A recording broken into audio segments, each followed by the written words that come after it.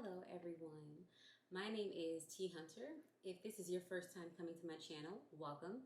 If you are a returning viewer, welcome back and thank you so much for coming back. For today's topic, I wanted to discuss something that is pretty sensitive as well as very popular. And since Married at First Sight, the 13th season is starting pretty much now, I thought it would be a good idea to discuss this topic this week.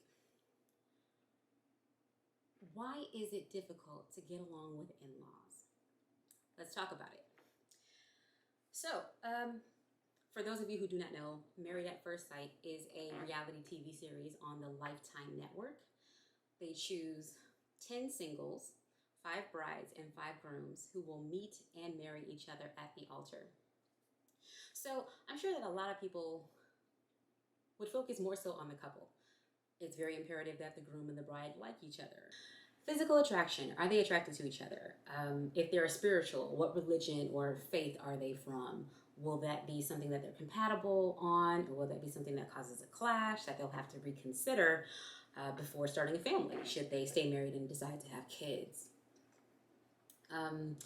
Personality types. There's so many different things that goes into these matches that I'm sure the experts are aware of. However, some of the previous couples who have gotten married and chose to stay married after decision day have made a very important point.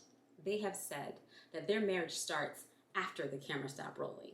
So once the 8 weeks of the social experiment has been completed, the camera crew leaves, the experts are gone, and the producers are no longer there for the show. That's when real life and the real marriage starts. And just like you have 2 real people marrying each other, they are marrying into real families. Some of the things that we may see from week to week might be scripted, and some things might be manipulated so that there would be higher ratings and garner more interest from the viewers. However, some things are not manipulated. They're not camera tricks. People are who they are. So that being said, I wanted to discuss 3 reasons or 3 concepts that could answer this question. Why is it so hard to get along with in-laws at times? So these are not in any particular order as far as which is more important, just 3 that came to mind. Number 1, personality clashes. So with any relationship that we're in, be it professional or be it personal, whether it's with family, friends, or a romantic partner, we have to consider that every person does not have the same personality. I know that the phrase says opposites attract. However, it's also nice when you have some things that you can agree on. There's some common ground between you and that other person. The same goes with in-laws. If you are an extroverted, bubbly, happy-go-lucky, very put yourself out there type of person, you might find it a little bit difficult to get in with an in-law who is a bit more quiet, reserved. Maybe they're not life of the party, maybe they're more of a wallflower. So both of you will have to take time to observe each other, get to know each other's personality, get to know your likes and your dislikes. And from there, then you can make an educated decision on how you will approach that person. Personality definitely can play a role in how you get along with your in-laws. So every person is entitled to be who they are. We should never try to change someone just because maybe their personality is not our cup of tea. Well, I'm sure there are plenty of things that I do that God is like, you know what, I don't really like that. That's not an accurate representation of me. Yet he still wants to be in a relationship with me. So if God, the creator, still wants to be in a relationship with me, a believer, who has flaws, shouldn't we also have a desire, or maybe even try to find an interest, a sliver of hope, something to hold on to when it comes to our in-laws? Maybe their personality doesn't mirror yours, and that's okay. Maybe you're not their cup of tea, and that's okay. But it doesn't mean that you can't get along simply because you have differences in your personalities. Okay, the second reason why it may be hard to get along with in-laws. There are unrealistic or unclear, sometimes even unspoken expectations. So when it comes to relationships, especially with the in-laws, I think in a perfect world, people who decide to get married will marry the man, the woman of their dreams, and they'll have this fairy tale happily ever after lifestyle. But we don't live in a perfect world, and happily ever after takes work. So, that being said, when it comes to your in laws, as you're getting to know them, be very clear in your expectations for your relationship. If you are someone who wants to hear from them once a week, once a month, even once a year, it's okay to say that. If you are someone who wants to develop more of a buddy-buddy best friend relationship with your in-laws, it's okay to say that. If you are an affectionate person, or even if you are not, once again, it is okay to let your in-laws know that. Be very explicit. And this isn't just limited to the bride and the groom. This is for the extended blended family as well. So, parents, siblings, to the couple, it's okay to communicate your expectations. Sometimes where we get caught up and things can go wrong is when we have unrealistic expectations. I know it is awesome when we see examples of people who get married and the new family system just accepts the couple. There's no issues, there are no flaws, there's no friction.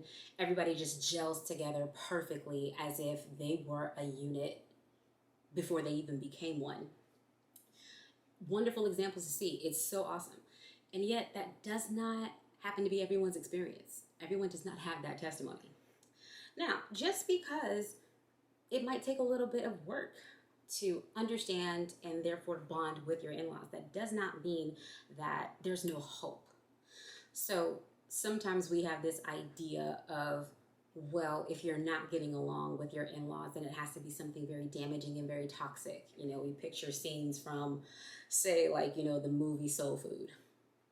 For those who have not seen it, there was a very clear scene of chaos where there happened to be an affair that happened between one of the husbands and his cousin-in-law.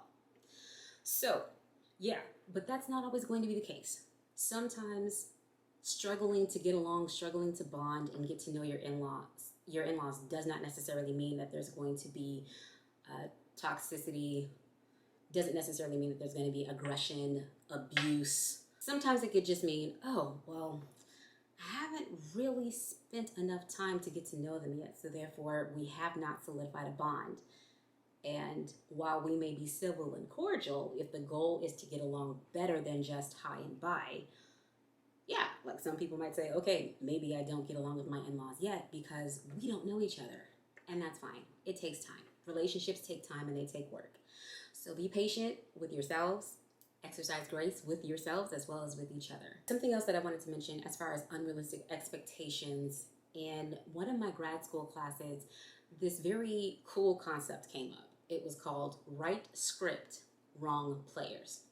So an example of that would be for those of us who maybe we did not have the best relationship with our biological parents. Maybe we didn't know them at all.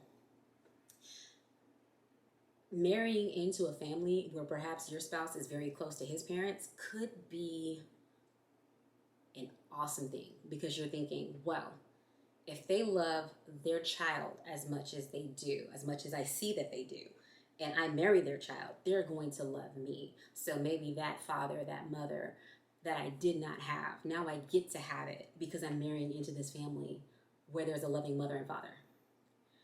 And sometimes when relationships do not work out the way that we want them to, we can start to assign blame to someone for doing something to us that they're actually not responsible for. What I mean is we charge the wrong person with the crime that was committed. So, as I stated before, for those who may not have had the best relationships with their parents or their family of origin, if you marry into a family that you believe is loving, kind, and this is your ideal family situation, and things don't work out the way that you're hoping them to, whether you're expecting to be best friends, you're expecting to be very communicative, you're expecting to spend a lot of time together. Let's say those things don't happen. That does not mean that your family that you've married into is toxic. And it doesn't mean that you are toxic, because you might have had an expectation that does not look like your reality. Where we can see toxicity come into the picture is when those expectations are not communicated, when feelings, thoughts, and reactions are not communicated in a healthy and respectful way, where both sides of the fence can feel heard, all parties involved can feel respected, and all parties involved can come to a healthy resolution. When that's not possible, that's where we see toxicity set in. So, right script, wrong players. If you have any challenges in your relationships with your family of origin, it is best to try to resolve those before marriage. And I'm not saying that you're going to be able to put a pin in it and everything's going to be done by the time you say I do to your spouse. What I'm saying is, if you start the work, whether it be insight therapy, whether you're working with a life coach, however that help looks, if you're aware of your expectations when it comes to relationships and you process where those expectations came from, if you process the thoughts about yourself and the thoughts about your reality and the thoughts about your hopes and your dreams, doing that before marriage will definitely be helpful, because then you're less likely to get caught up in the right script, wrong players concept. You can exercise grace and meet people where they are and allow them to meet you where you are. Last but not least, number 3, boundaries. Sometimes our boundaries can be non-existent, they can be too fluid, or they can be too rigid. If it is not a healthy boundary, that is going to contribute to difficulty in your relationship dynamics with your in-laws. It is what it is. Even the most seemingly perfect couples have to have boundaries around their marriage relationship if things are going to work in a healthy way when it comes to their relationship outside of the marriage. So if you are someone who perhaps doesn't enjoy company past a certain time, that boundary has to be set. But most importantly, you need to be mindful of how those boundaries are going to affect your spouse's relationship with their family of origin. So,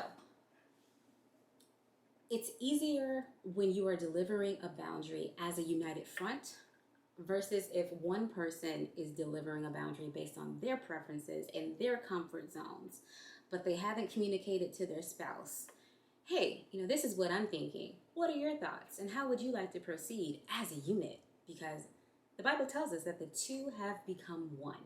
It's not just all about the husband, nor is it just all about the wife. I know the phrase has been said, tale as old as time. Happy wife, happy life. But what I loved about 2 seasons ago on Married at First Sight, Pastor Cal told one of the husbands, happy spouse, happy house. So the goal is to make sure that every spouse present in the marriage is heard. They are seen. Their needs are addressed. Their wants, their desires, and their hopes, they can express them openly and find that there's a healthy space to do so. Boundaries are important because, let's just use the example of our homes. I know I would not want to live in any residence where there are no windows and no doors. Yes, walls can keep people out, but boundaries can protect the people that come inside and are granted permission inside. So when I open my door to you, I'm granting you access into my home. And when I close that door and you're still inside, I'm showing you that by closing this door, I'm protecting you from the people on the other side of that door. So no one is going to come barging in and harming any one of us. So whether you are my family or you are my friend, I don't want anything bad to happen to you when you come to visit me. So I'm going to make sure that my doors and my windows are locked. That seems simple enough, However, sometimes we may need to break things down in such simple terms so that people will understand that our boundaries aren't necessarily created to keep people out, but more so to create safety within the system that the boundaries are supposed to surround. So, common themes that you might find when you see people struggling in their relationships. And this isn't just limited to in-laws. I know today we are talking about them, but this can be with your friends, this can be with your parents, this can be with your coworkers, this can be with any relationship in your life. Some common themes that should be addressed in order to improve the relationship dynamics would be personalities, differences in personalities, unrealistic or unclear expectations, and the need for healthy boundaries. That is all that I wanted to discuss for today's topic. If you have enjoyed this video, please feel free to give it a like, as that helps with the algorithm, and I greatly appreciate it. Subscribe to my channel and hit that notification bell so that you never miss a post. Thank you so much for watching, and I'll see you in the next one. Bye, guys.